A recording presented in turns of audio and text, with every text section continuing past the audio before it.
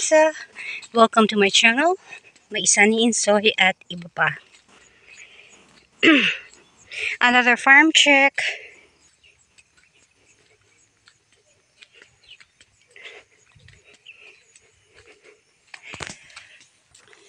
Ito na po ang ating mais. Look, oh. How nice.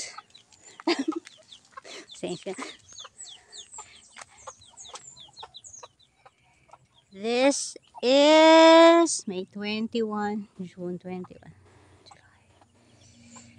65 days after planting.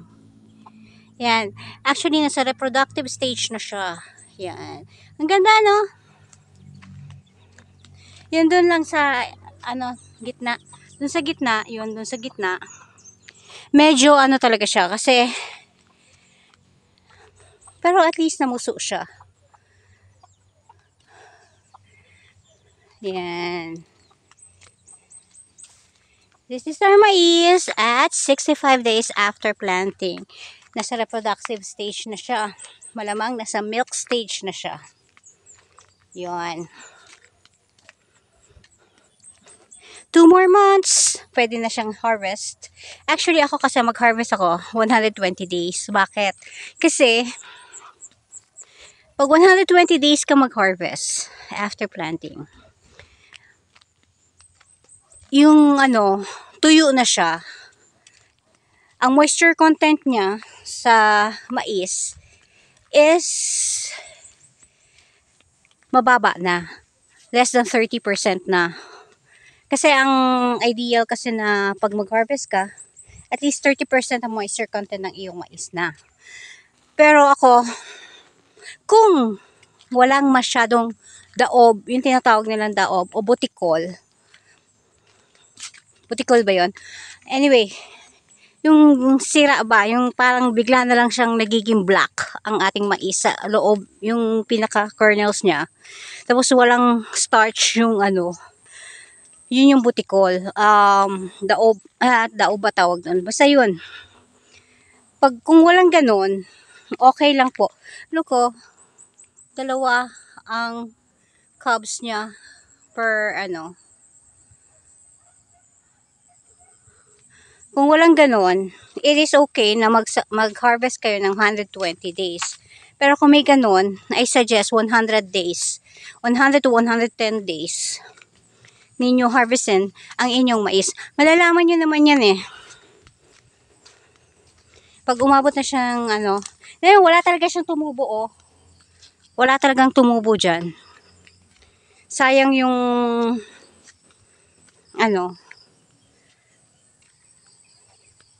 yung tinanim namin dyan. Tapos, ayun, okay naman. Dito maliliit talaga ang kasi dahil dito na yung sunlight, hindi siya masyado nakakakuha ng sunlight. Pero overall, medyo maliit. We're not expecting a good harvest here. Kasi maliit talaga ang ang tubo ng aming mais from the start. Unlike dito, tingnan mo ha. Ito, kapitbahay namin to. Green na green yung kanyang mais, pero maliliit yung kanyang stalk. Dito naman sa amin, hindi masyado green ang mais, pero matataba ang stalk. Ito, parang kulang sa abono. Yun po yun.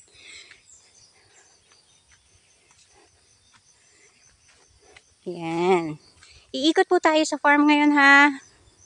This is just a quick farm check. Yan. I'm not expecting a bountiful harvest here, pero at least meron tayong ma-harvest is good enough, diba? Thank the Lord kung meron kang ma-harvest. Kung balik puhunan lang, okay lang. Pero kung sabihin natin na failure tayo, okay lang din.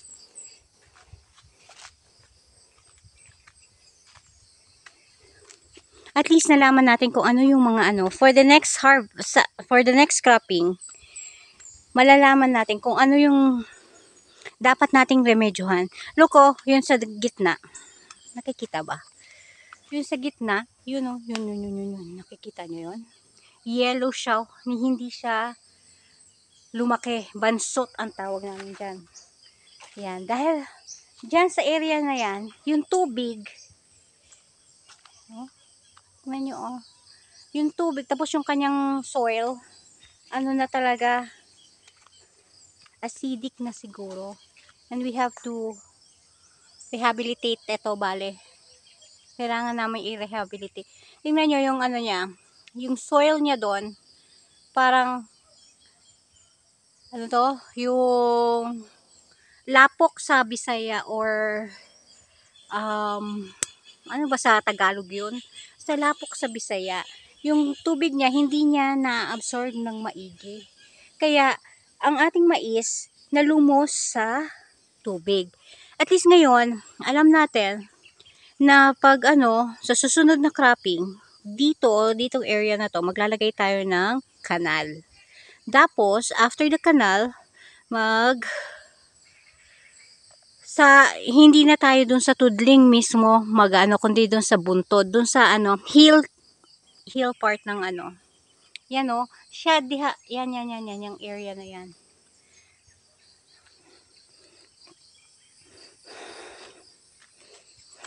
At least yun, alam natin meron tayong harvestin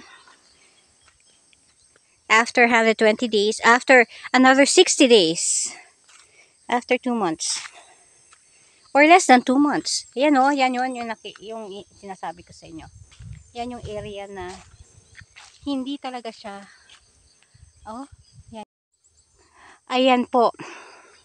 Nandito po tayo sa area nating to.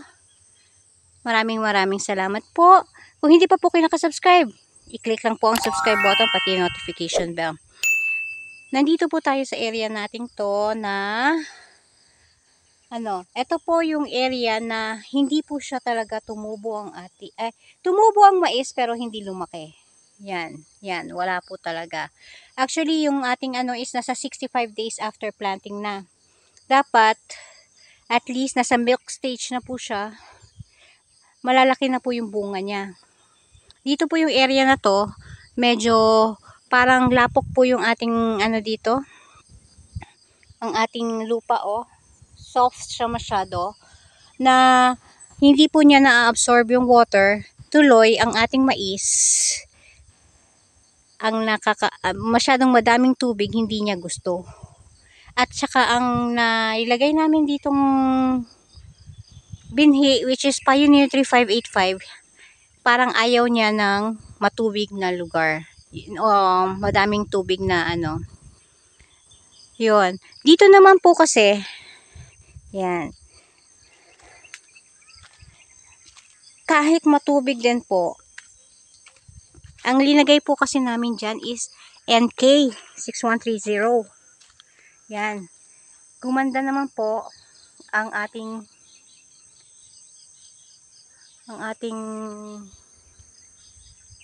mais, yan. Nakikita nyo ba?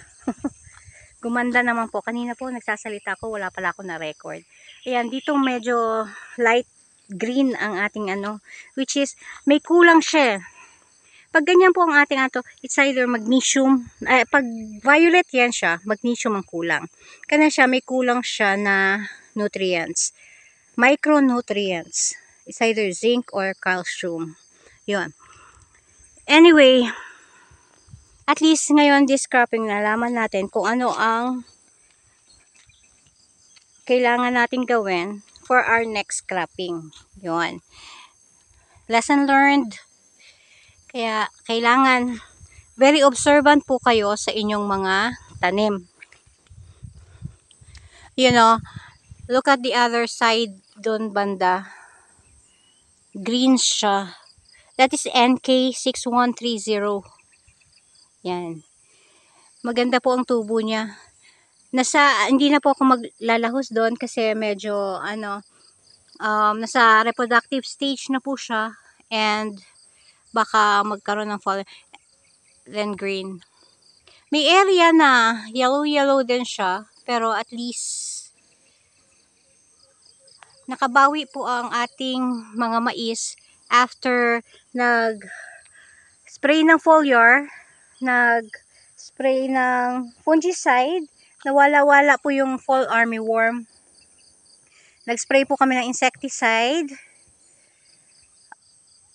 Comment down below kung gusto niyo malaman yung kung anong mga insecticide ang aming na-spray for the fowl. Tsaka naglagay po kami ng insecticide mismo dun sa udlot ng aming mga mais para mawala po. Maganda naman po tubo doon. Nakikita niyo yung bakilid doon. Yun yung bakilid. Yun po yung talaga na-infest po siya ng ng fall armyworm. Pero okay naman po ang tubo ngayon, oh. Ang ganda. Yun.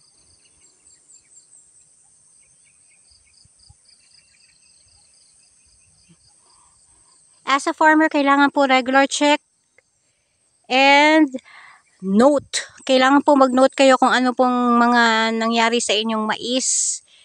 Actually, ako nino-note ko po ito para sa next cropping, alam ko po ang aking gagawin sa aming mais. I-relay ko po ito kay Insoy kasi siya po yung nag-i-implement kung anong mga dapat gawin namin. Yan.